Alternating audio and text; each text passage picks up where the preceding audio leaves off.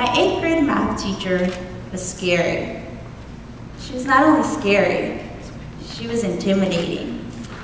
She was about this tall, but every time she walked into the room, her presence filled it. Now, she was a no-nonsense kind of teacher. She didn't take laziness from any of her students, and she only accepted our best work. She made us feel responsible for our own education. What we got was what we got. It was because of our efforts. And so she had very high expectations of us. Whenever we took a test and say a student didn't do so well, she would say it was our responsibility. What we got was because of our efforts. We should have studied. But not only did she have high expectations of us, but she had a strong support system. Now, she held tutorials before school, after school, and during classes if you needed it. She was always approachable. She was always there for her students, and she made the classroom feel like home. She was my first super teacher. Now, even though I'm grateful that she was my first super teacher, she wasn't my only one.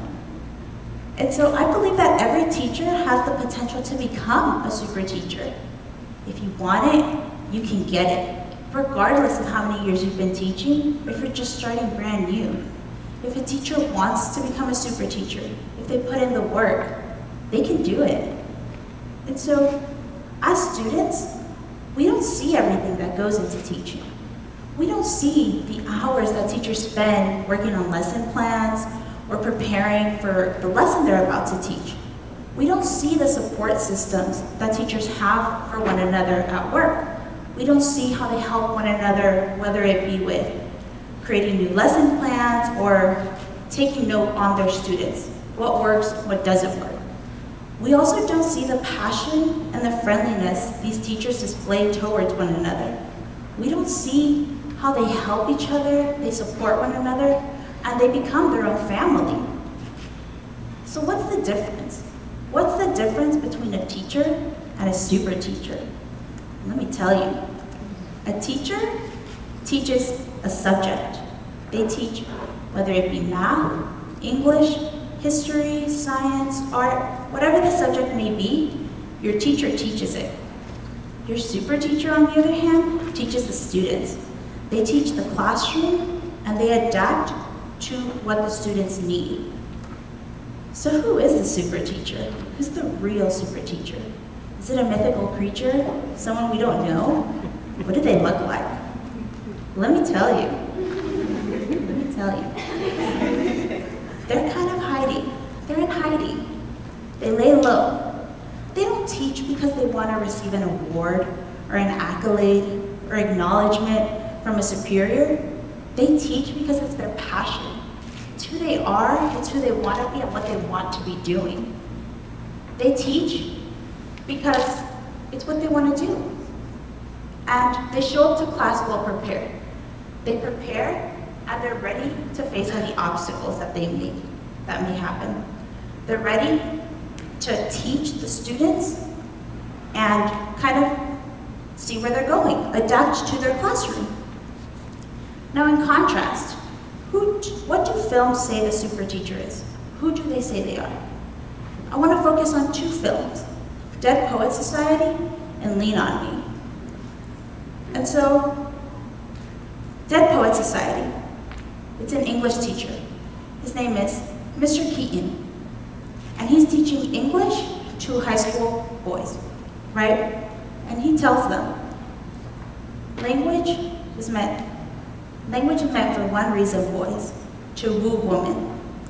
He tells them, this is the first day.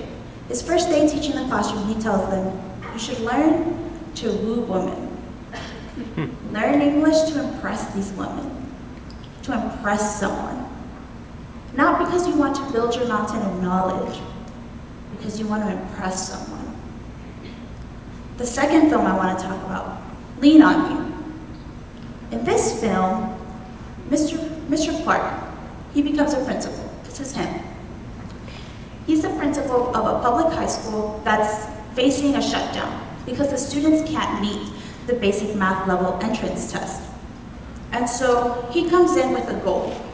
He has 90 days, I repeat, 90 days, that's 3 months, to get the entire student body of the school on to the level of passing the basic math skills exam administered by the state. And so, 3 months, he's the leader, he's the guider to these teachers, to his staff.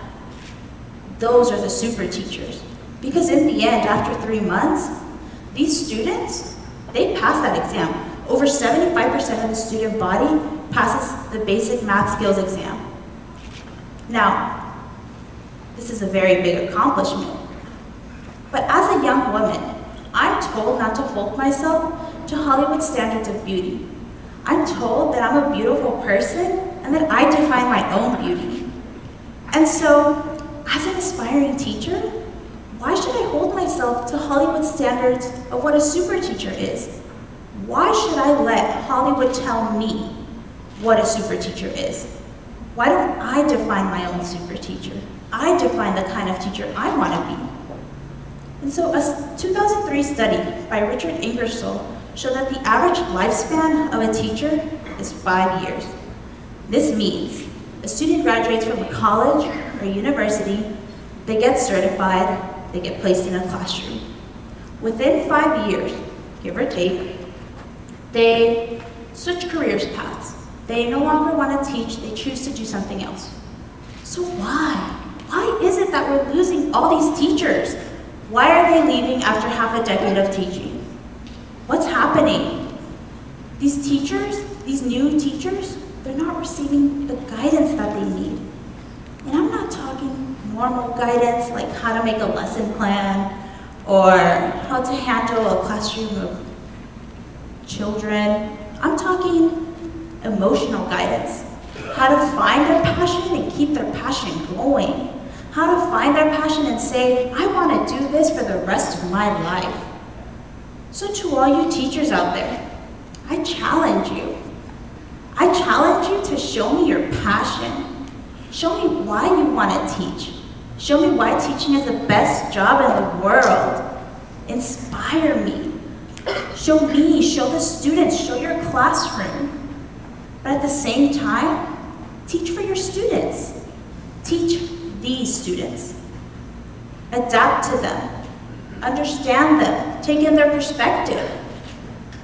And then for when I become a teacher, in 5 years, give or take, help me, guide me, listen to me, inspire me, show me what it's like to teach, help me find my footing, help me find why I want to teach, discover myself, and give me a reason to stay teaching, give me a reason to stay a teacher, be my helping hand.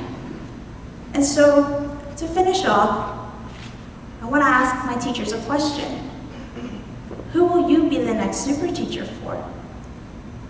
Thank you.